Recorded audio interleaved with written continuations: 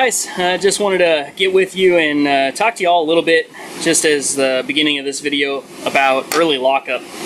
It's something that really bothers me, and I wanted to kind of go into why.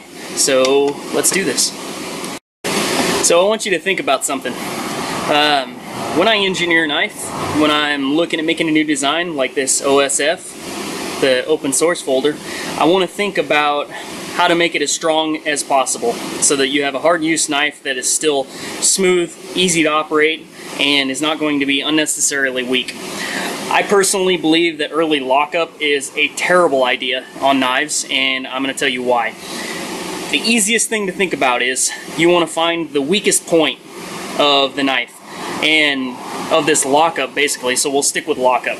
The weakest point of lockup here is the lock relief.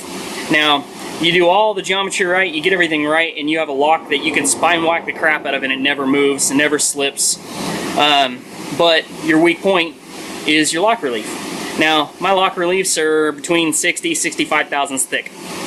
Now, that's only this portion here, which is fairly small, maybe a ½ inch in this flat spot, and then it tapers, so there's no stress points there.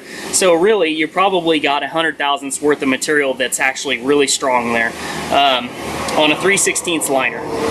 Now, the blade is 3/16, frames are 3/16. Where's your weak point move to if you have super early lockup? Oh, what, you mean I got 20, 30 thousandths of lockup here?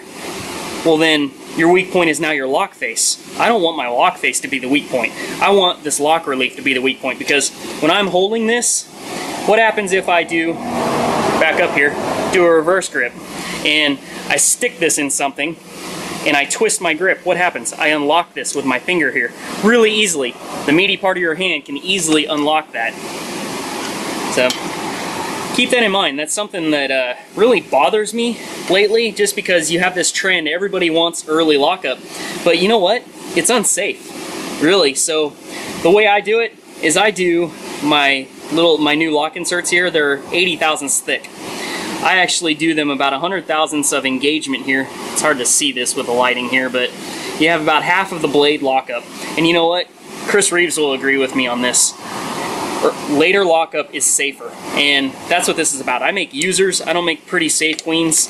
I'm not making things that need to be sitting on your shelf and never be touched. I make them to be used, and early lockup is just a liability to me. So you get knives from me, I think my earliest lockup is like 40 or 50 thousandths at the least for engagement of the lock.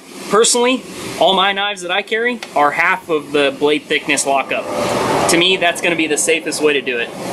You don't have to worry about the meaty part of your hand getting in there and wedging the lock open, slipping the lock on accident from moving it around, even manipulating in a saber grip.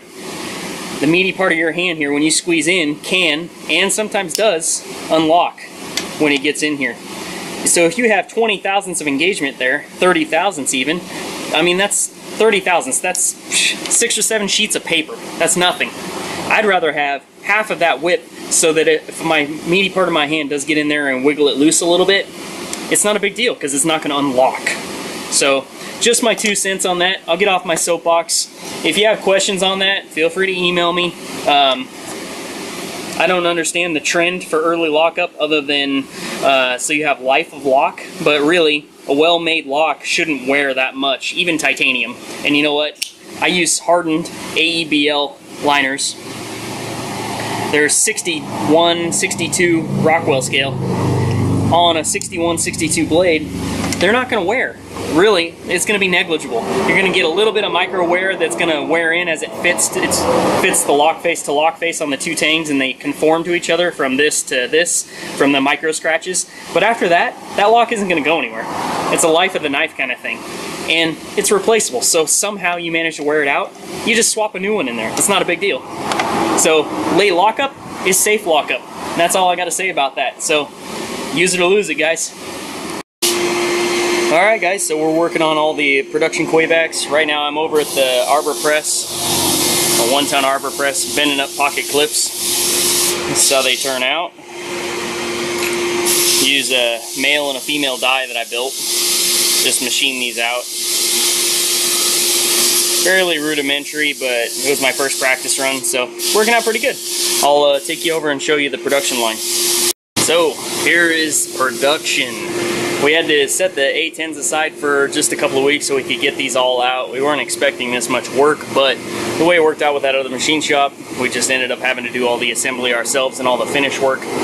Got about roughly half the frames so far, and we're just doing assembly. So far we're pushing about 20 knives, 30 knives finished a day. I think I'm going to be able to bump that up doing a couple of things that I'm doing now. So like I said, I'm finishing up the pocket clips. Just have to make a quick adjustment to them since I don't want to build a new die. I need it to bend this section down just a little bit further. So I just do it manually real quick. It only takes about a second. But I got it down to about, I think about 8 seconds a pocket clip to bend them. So that's pretty good. So yeah, we're just cruising through assembly. Got everything laid out real nice and neat in order. Then we have a list of how we do it. Worked out really well. So I'll keep you updated.